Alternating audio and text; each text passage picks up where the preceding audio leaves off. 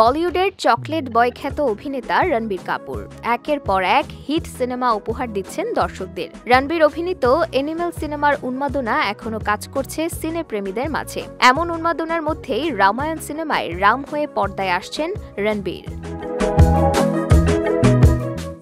নির্মাতা নিতেশ তিওয়ারি পরিচালিত রামায়ণ হতে চলেছে বলিউডের অন্যতম প্রতীক্ষিত সিনেমা।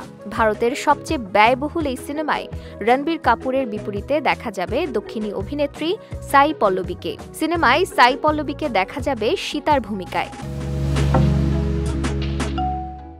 বলিউড ভিত্তিক পোর্টাল বলিউড হাঙ্গামার খবর, ৮৩৫ কোটি রুপিতে নির্মাণ করা হচ্ছে সিনেমাটি। আর এই রামায়ণ হতে যাচ্ছে ভারতের সবথেকে ব্যয়বহুল সিনেমা।